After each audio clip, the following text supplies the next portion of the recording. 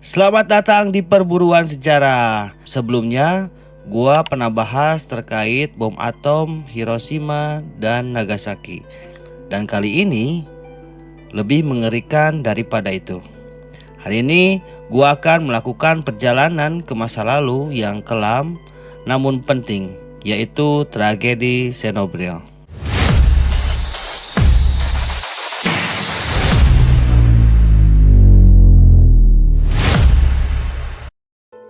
Chernobyl, sebuah nama yang mencuat setelah tragedi nuklir Eropa pada tahun 1986 di Uni Soviet. Bukan hanya mengguncang Eropa Timur, tetapi juga meninggalkan jejak yang tak terlupakan dalam sejarah dunia. Dari kehancuran fisik hingga dampak sosial dan politik yang mendalam. Bencana ini tidak hanya mempengaruhi generasi pada saat itu, tetapi juga memberi pelajaran berharga untuk masa depan. Gua akan menggali lebih dalam tentang apa yang sebenarnya terjadi di Chernobyl, bagaimana kejadian ini terjadi, dan bagaimana dampaknya terasa hingga hari ini. Mari kita bersama-sama merenungkan perjalanan berharga dari bencana ini. Tentang pentingnya keselamatan, keberanian para penyelamat, dan bagaimana teknologi menjadi kekuatan yang merusak jika tidak dikelola dengan bijaksana.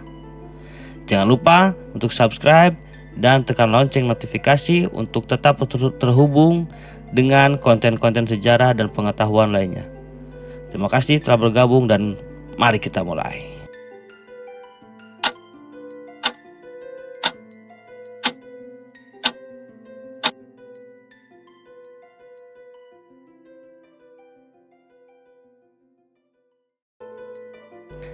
Bencana Chernobyl adalah kecelakaan reaktor nuklir terburuk dan terparah sepanjang sejarah. Pada tanggal 26 April 1986 pukul 1 pagi, reaktor nomor 4 di pembangkit listrik tenaga nuklir Chernobyl yang terletak di Uni Soviet di dekat Pripyat di Ukraina meledak. Akibatnya, isotop radioaktif dalam jumlah besar tersebar ke atmosfer di seluruh kawasan Uni Soviet bagian barat dan Eropa. Bencana nuklir ini dianggap sebagai kecelakaan nuklir terburuk sepanjang sejarah dan merupakan satu dari dua kecelakaan yang digolongkan dalam level 7 pada skala kejadian nuklir internasional. Jumlah pekerja yang dilibatkan untuk menanggulangi bencana ini sekitar 500.000 orang dan menghabiskan dana sebesar 18 miliar rubel dan mempengaruhi ekonomi Uni Soviet. Ribuan penduduk terpaksa diungsikan dari kota Chernobyl. Sisa-sisa dari gedung reaktor nomor 4 ditutupi dengan sarkofagus besar pada bulan 1986 ketika bahan yang berada dalam reaktor telah memasuki fase shutdown. Pelindung ini dibuat secepat mungkin sebagai occupational safety untuk pekerja reaktor lainnya di pembangkit listrik tersebut. Bencana ini memicu peningkatan keamanan pada semua reaktor Soviet yang tersisa seperti RMBK Chernobyl nomor 4, di mana 11 diantaranya terus menyediakan listrik hingga tahun 2013. Oke, sekarang gue akan bahas terkait sejarah di Chernobyl tersebut. Nah, nama kota ini serupa dengan nama lokal Ukraina atau Artemisius Bulgaris, yaitu etimologi alternatif berpendapat bahwa nama tersebut adalah kombinasi dari kata sorni atau hitam dan biria, bilah rumput atau batang. Maka hal itu secara harfiah berarti rumput hitam atau batang hitam. Chernobyl memiliki sejarah keagamaan yang kaya. Orang-orang Yahudi dibawa oleh Filon Kimita. Selama kampanye penjajahan Polandia, kaum petani Kristen tradisional Ortodoks timur di distrik Ukraina sebagian besar dipaksa oleh Polandia untuk berpindah ke agama Katolik. Namun sebagian besar kembali ke agama asalnya setelah pemisahan Polandia. Di paruh kedua abad 18, Chernobyl menjadi salah satu pusat utama Hasidim Yahudi. Dinasti Hasidim Chernobyl telah didirikan oleh Rabi. Populasi Yahudi sangat menderita akibat program pada bulan Oktober 1905 dan bulan Maret 1919. Ketika banyak orang Yahudi yang dibunuh dan lainnya dirampok. Perkembangan sejak tahun 1880-an, Chernobyl mengalami banyak perubahan nasib. Pada tahun 1898, Chernobyl memiliki populasi sebesar 10.800, termasuk 7.200 Yahudi. Dalam Perang Dunia I, desa diduduki dan perang saudara berikutnya. Chernobyl diperebutkan oleh Bolshevik dan Ukraina. Dalam Perang Polandia-Soviet pada tahun 1919 sampai 1920, daerah tersebut diambil pertama kali oleh tentara Polandia dan kemudian oleh kavaleri dari Tentara Merah. Dari tahun 1921, daerah tersebut dimasukkan ke dalam RRS Ukraina. Selama periode 1923 sampai 1933, Chernobyl menderita akibat pembunuhan selama kampanye kolektivitas Stalin dan di Holodomor atau kelaparan yang diikuti kemudian. Masyarakat Polandia di Chernobyl dideportasi ke Kazakhstan pada tahun 1936 selama pembersihan perbatasan. Selama Perang Dunia Kedua, Chernobyl diduduki oleh Angkatan Bersenjata Jerman dari 25 Agustus 1941 sampai 17 November 1943. Komunitas Yahudi dibunuh selama pendudukan Nazi pada tahun 1941. 20 tahun kemudian, daerah ini dipilih sebagai lokasi stasiun tenaga nuklir pertama di tanah Ukraina dengan pembubaran Uni Soviet pada tahun 1991. Chernobyl tetap menjadi bagian dari Ukraina. Saat ini sebuah negara merdeka.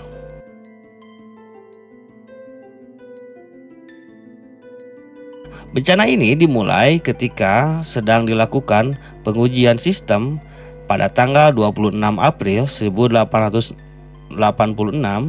di reaktor nomor 4 pembangkit Chernobyl yang letaknya dekat Pripyat dan dekat dengan perbatasan administratif dengan Belarus dan sungai di Dnieper. Kemudian terjadi lonjakan energi secara tiba-tiba dan tak diduga, dan ketika sedang mencoba mematikan darurat, terjadi lonjakan daya sangat tinggi yang menyebabkan tangki reaktor pecah. Diikuti serangkaian ledakan uap. Kejadian ini melepaskan moderator neutron grafit di reaktor ke udara, sehingga menyala. Kebakaran yang dihasilkan berlangsung seminggu penuh dan melepaskan debu partikel radioaktif ke atmosfer secara meluas, termasuk Pripyat, bagian barat, dan Eropa. Menurut data resmi pasca Soviet, sekitar 60% debu jatuh di Belarus. 36 jam setelah insiden ini, otoritas Soviet memberlakukan zona eksklusi 10 km yang menyebabkan evakuasi cepat 49.000 orang beserta hewan-hewan mereka, terutama dari pusat populasi terbesar dekat kantor, kota Pripyat. Meskipun tidak dikomunikasikan pada saat itu, evakuasi langsung setelah insiden tidak disarankan karena jalanan keluar kota dipenuhi dengan debu yang berisi partikel nuklir di dalamnya. Kotanya sendiri cukup aman karena diuntungkan oleh arah angin, sehingga penduduk disarankan untuk berdiam di rumah sebelum dievakuasi dan sebelum arah angin berubah. Ketika debu terus-menerus dihasilkan, zona evakuasi diperbesar dari 10 menjadi 30 km. Sehingga seminggu setelah insiden mengakibatkan 68.000 penduduk lagi harus dievakuasi, termasuk dari kota Chernobyl sendiri. Survei dan deteksi dari zona terisolasi menyebutkan bahwa total ada sekitar 135.000 orang mengungsi untuk jangka panjang, dan jumlah ini naik hampir 3 kali lipat menjadi 350.000 orang pada dekade setelahnya. Rusia, Ukraina, dan Belarusia terbebani dengan dekontaminasi terus-menerus dan biaya kompensasi bulanan akibat bencana Chernobyl. Bencana ini meningkatkan perhatian mengenai reaktor fisi di seluruh dunia dan ratusan proposal reaktor, termasuk diantaranya yang sedang dibangun di Chernobyl, akhirnya dibatalkan. Insiden ini juga meningkatkan perhatian mengenai budaya keamanan industri di tenaga nuklir Uni Soviet, menurunkan pertumbuhan industri, dan memaksa pemerintah untuk lebih terbuka mengenai prosedurnya. Pemerintah yang berusaha menutupi bencana ini menjadi katalis untuk glasnost yang memuluskan jalan bagi reformasi yang berakhir pada kolapsnya Soviet. Kota ini ditinggalkan penghuninya pada tahun 1986 setelah bencana ledakan pembangkit listrik tenaga nuklir yang terkenal sebagai bencana Chernobyl, yang terletak 140 km atau sekitar 90 mil utara barat laut. Pembangkit tersebut dinamakan sesuai dengan nama kotanya dan terletak di rayon Chernobyl atau distrik, tetapi bukan merupakan tempat tinggal bagi pekerjanya. Nah, pada saat pembangunan pembangkit tersebut, sebuah kota kembar, Pripyat, dibangun di dekatnya untuk para pekerjanya. Setelah kecelakaan tersebut, pusat pemerintahan rayon Chernobyl dipindahkan ke rayon Ivankiv yang bersebelahan dengan daerah tersebut. Meskipun kota tersebut hari ini sebagian besar merupakan kota hantu, sejumlah kecil orang tinggal di rumah-rumah yang ditandai dengan tanda-tanda yang menyatakan bahwa pemilik rumah ini tinggal di sini. Pekerja yang mantau dan tenaga administratif dari zona eksklusif ditempatkan di kota tersebut dalam jangka panjang. Terdapat 2 toko kelontong dan sebuah hotel wisatawan. Sebelum pengosongan, kota ini memiliki 140.000 penduduk.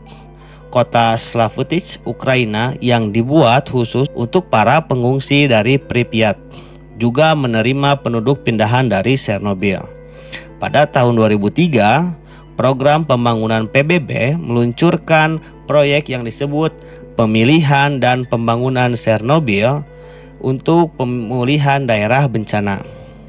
Program ini diluncurkan kegiatannya berdasarkan laporan rekomendasi dari konsekuensi manusia dari kecelakaan nuklir Chernobyl dan dimulai pada bulan Februari tahun 2002. Tujuan utama dari kegiatan ini adalah untuk mendukung pemerintah Ukraina untuk mengurangi konsekuensi sosial, ekonomi, dan ekologi jangka panjang dari bencana Chernobyl, serta yang lainnya. 4 daerah yang paling terdampak dari kejadian Chernobyl ini diantaranya Oblast Kiev, Oblast Zhytomyr, sebagian Kiev, Oblast Chernivtsi, dan Oblast Rivne. Banyak jenis hewan hidup di sana sekarang dan kota telah menjadi rimbun. Bahkan menurut sebuah sensus yang dilakukan selama periode waktu tertentu, diperkirakan bahwa lebih banyak mamalia tinggal di sana sekarang daripada sebelum bencana. Nah, ada beberapa pertanyaan yang gue akan tanyakan. Yang pertama itu, apakah kota Chernobyl masih aman? Menurut laman yang gue baca, Bencana Chernobyl adalah kecelakaan nuklir terburuk sepanjang sejarah manusia, sehingga tempat tersebut sudah tidak bisa dihuni lagi karena radiasi nuklir. Dan bahkan dikabarkan ketika orang yang berkunjung ke sana pun harus memakai pakaian APD khusus karena ya dikhawatirkan radiasinya masih ada. Nah, sampai kapan radiasi Chernobyl ini hilang? Hingga kini upaya untuk pembersihan dari radiasi ini sampai sekarang masih diupayakan dan diperkirakan akan berlangsung hingga tahun 2065. Wow, sangat lama sekali ya. Dan ya, ini mungkin lebih besar daripada efek pengeboman Hiroshima dan Nagasaki. Pengeboman Hiroshima dan Nagasaki, kalau gua gak salah itu sekitar 30 tahunan mereka bisa selesai dan bisa hidup normal. Tapi Chernobyl ini sampai sekarang dan diperkirakan sampai tahun 2065. Berarti ya itu sangat-sangat besar sekali ya ledakannya, dan efek yang ditimbulkannya juga lebih mengerikan berkali-kali lipat. Nah, kenapa Chernobyl ini bisa terjadi? Jadi kejadian Chernobyl itu disebabkan beberapa faktor. Salah satunya yaitu terkait kelemahan dalam desain reaktor yang digunakan untuk alat untuk mendeteksi ketika terjadi kecelakaan. Nah, ini dilihat ternyata memakai reaktor yang lama, jenis yang lama. Nah, dalam sebuah reaktor diperlukan alat rem atau batang kendali. Nah, dari sini kita bisa menyimpulkan bahwa hal-hal seperti ini, apalagi proses pembuatan nuklir yang sangat besar ini, memang membutuhkan izin, terus juga pemantauan yang sangat-sangat ketat, karena ini efeknya sangat besar, ini efeknya sangat luas, ini efeknya bukan kecil, dan begitu terasa sampai tahun 2065 bahkan. Gila sih, gua mah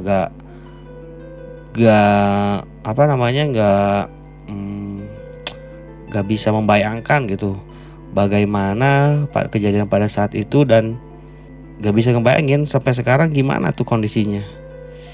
Ngeri sekali ya. Oke, untuk pembahasan kali ini gue cukupkan sekian. Kalau kalian ada saran untuk konten-konten selanjutnya, boleh di komen, dan jangan lupa like dan subscribe juga. Terima kasih, bye bye.